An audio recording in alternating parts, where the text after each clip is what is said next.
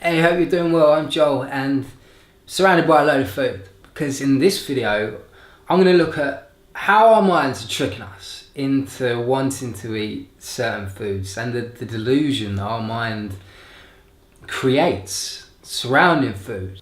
And once we build that understanding and that relationship with food, we can get more control over the things that we want to eat, and even more importantly, the things that we need to eat.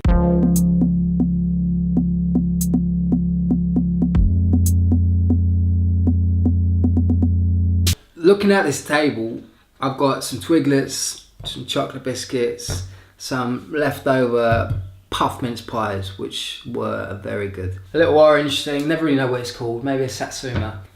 Some green olives, some all-time favourite pistachios, and some carrots. Now, if you had to sit here and not just pick out something and eat it, but listen to your body and try and understand what your body's craving the most, what do you think it would be?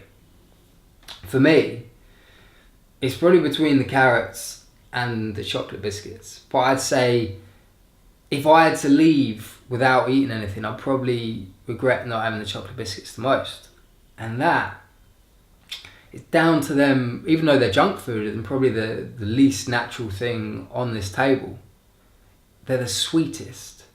And although nutritionally I did want the carrots because I thought the carrots would be beneficial nutritionally, but naturally we do have a sweet tooth. It's something we've developed thousands of years ago, when it was beneficial for us to have a sweet tooth and to be encouraged to eat fruit. Because before that, our ancestors that didn't eat fruit and just stayed on meat and vegetables, they tended to have a worse survival rate of the people that incorporated fruit into their diet, because then you have more abundance of things to eat and more variety. So since then, natural selection has always pumped in a sweet tooth into us. It said, like, green light, get some fruit into you, it's going to keep the species alive, keep us going. So that's why it's embedded into us. But bless it, our body thinks it's eating fruit, but really it's eating junk food. It's eating, well, the only thing close to it is the sugar inside the biscuit. Now, our minds know this. We should be able to tell our bodies, yeah, I know you want it, but it's not exactly very good for us. Our cravings tend to overpower our minds because we are more addicted to the anticipation of eating something than we are thinking about the process of being unsatisfied once we've eaten something. So we'll tend to, when we're thinking of eating a donut, we'll only think of the good parts of eating a donut. We won't think of feeling tired afterwards or think of the crash later on, because we're wired up and geared up to pursue pleasure, and the anticipation of pleasure tends to be even stronger than the actual pleasure itself. Now, this can be very well explained by the amount of dopamine which is released in the brain when we are receiving pleasure. And dopamine is a natural drug that is in the brain, and when we eat things, levels of dopamine are released in the brain, and it makes it so much more satisfying. They've done studies and found that you get at least 50% of the dopamine as you have the food in your hand, or as you anticipate the food. Now, I'm not going to eat the mince pies, chocolate biscuits, the Twiglets here, because I'm trying to do January for January at the moment. Veganuary, not sure how you call it. But I will eat this, so it's still quite sweet. Now, even as it's in my hand, and I should be getting 50% of my dopamine levels around about now, you can feel it as your mouth starts to salivate, and the excitement builds up because you know what's going to come, and you know that you will get a reward when you eat this. You will get the rest of it. And it's true, it was fantastic.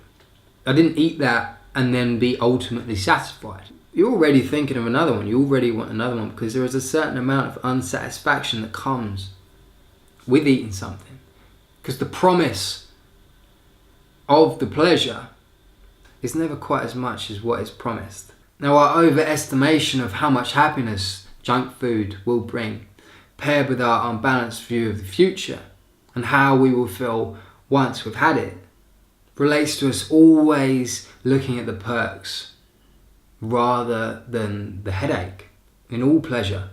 But to understand why we want pleasure so much in the first place, it's good to ask, why does pleasure even subside in the first place?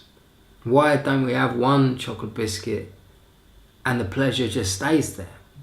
Why does it fade? It's down to us being designed by natural selection, and natural selection is pretty basic. Its only main goal is for us to spread genes.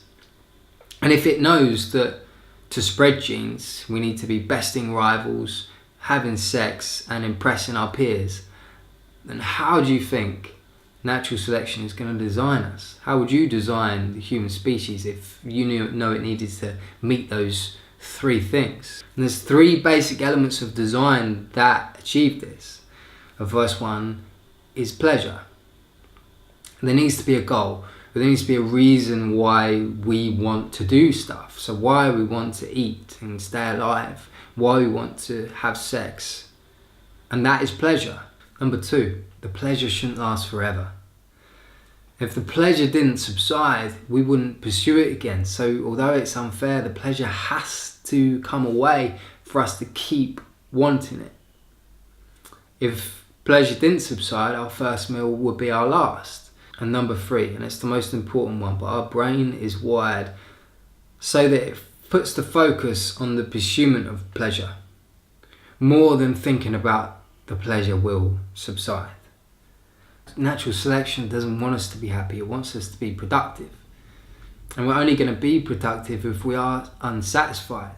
So the design by natural selection of the productivity is to make the anticipation of pleasure very, very strong, but then the pleasure itself to fade away quite quickly. It can seem quite unfair, but what do you expect from natural selection? And there is positives in this. We can be seen as on a treadmill, always chasing that next pleasuresome event. But at least now you can see the treadmill, you can see yourself on the treadmill. And you can feel it coming, and you can understand these feelings a little bit more because you know their heritage, you know where they're coming from, and you know that although you feel them, they're not exactly sacred. They're there by thousands of little accidents that have happened and all been put together in natural selection. And they're yours to either listen to or not listen to. But you don't have to be governed by them. You really don't have to be governed by them. If you want to try and increase the dopamine released when you're actually eating something, try and close your eyes. So my body, it's kind of got used to the fact that I'm around food now. It's been smelling it for a while. It knows I'm not going to eat right away. So that dopamine has gone down. But say before I eat something, I close my eyes. Pick up a carrot, and because I can't see it, one of my senses is down, so I'm not already going to be anticipating it quite as much as I would be anyway. I can't see the carrot coming in, my body won't be releasing the kind of pleasure that it would already. So then if you eat blind, put it in your mouth,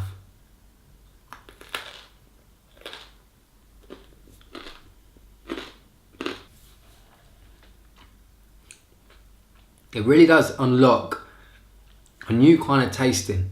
You actually feel the texture in your mouth and you taste a lot more than you would before, and you get more satisfaction out of eating it because your brain releases more of the dopamine. Maybe it won't be at 100%, but it'll be released a lot more heavier when you're eating it if you have your eyes closed. It's a good way of tricking your mind. And if you do eat like that, you will savour the food a little bit more. And it's difficult, you're not going to eat that all the time, but it's nice to experiment with it sometimes just to get the enjoyment in food increased more. And take a step back and make yourself know that to enjoy food, it's not about consuming loads and loads of food.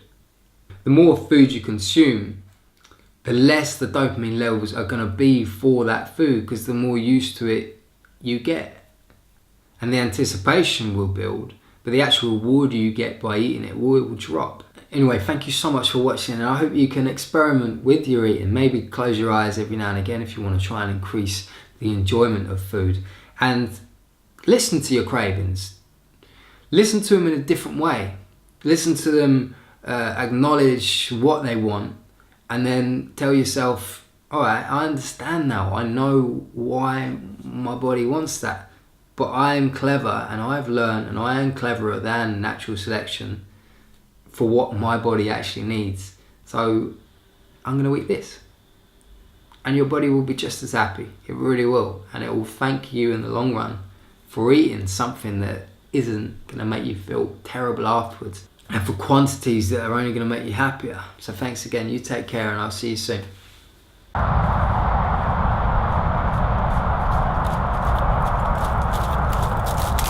Could you help me? Subscribe to my channel. There's no one out here. Been out here for hours. Doesn't seem to be anyone. If you could do that, it'd be crazy cool. Help me spread this message of mindful ability that we can have. Share this, and together we can start to implement some kind of change in people's lives. Peace.